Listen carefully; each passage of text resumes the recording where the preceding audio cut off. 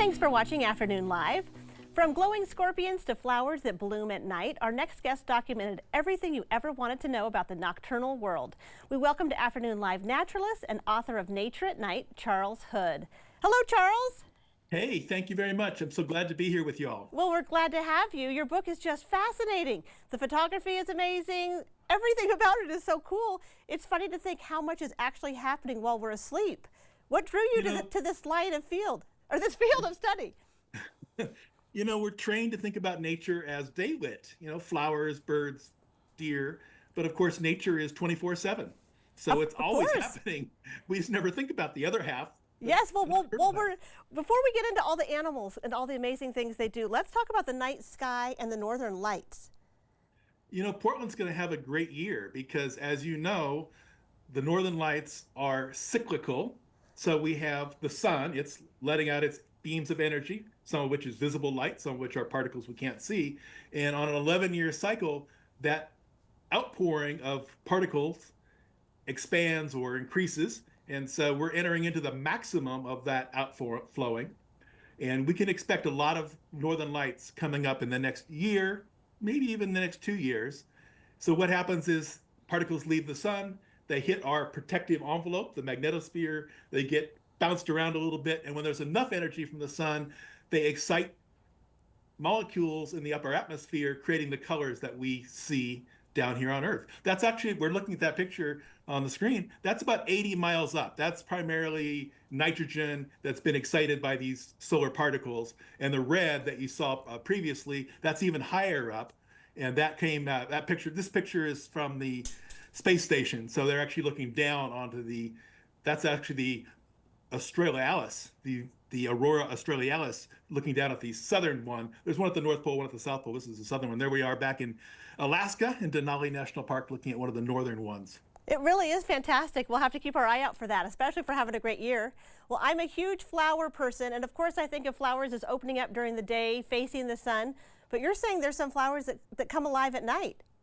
Well, imagine if you were a flower and you're red and yellow and you're out during the daytime, you want to be pollinated, but everybody else wants to be pollinated. So what do? You shift to the half of the day when there's much less competition. You don't need to be red because that doesn't show up at night. So white flowers are typically nocturnal flowers. So these are datura. They're also called Jimson weed or loco weed. You'll find them disturbed along the side of roads. They like mixed habitat where there's maybe been a little bit of construction or perhaps a game trail. And they are pollinated at night by moths, like the sphinx moth that we can see right now. That picture was actually taken in my front yard. So for those of you who are thinking about just doing some basic changing to your landscape, I put in a little bit of xeriscaping and shazam, the animals started coming. Wow, that's amazing. So if you're in the Pacific Northwest and you're a camper, you are familiar with the fear of grizzly bears, of course. Should we be more afraid at night or during the day? I don't think we should be afraid at all. How about that as a new idea? No. Really, how many? Okay, you should be afraid driving to Yellowstone National Park on the public roads. You're right, you're right. I don't want to be mean about it, but come on now. Where are all the fatalities? They're out there on the highway. The bears are the least of our problems. So what are the bears doing at night? So yes, that's Ursus horribilis, the grizzly bear, tell by the big hump on the back. And of course they are omnivorous, as we all know. So one of the things that they do to fatten up for the winter is figure out where the moths are feeding. So there's a nocturnal moth, the army cutworm moth, and it is out feeding at night on flowers in the meadows, and then they congregate under logs during the day, called a cutworm because it's a little caterpillar that really devours the leaves, as this one's been doing.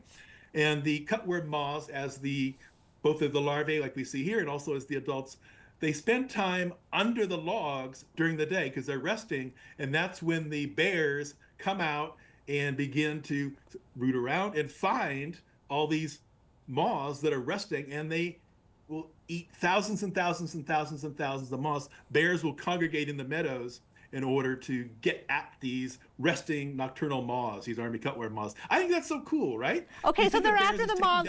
They're not after me, right? They're not after me. That's the takeaway here. Okay, yes, they're not. You are not a moth, luckily. So here we are. Excellent. We're in our moth-free environment. Good. Well, another one that kind of gives people the creeps is scorpions. But I hear they're fascinating.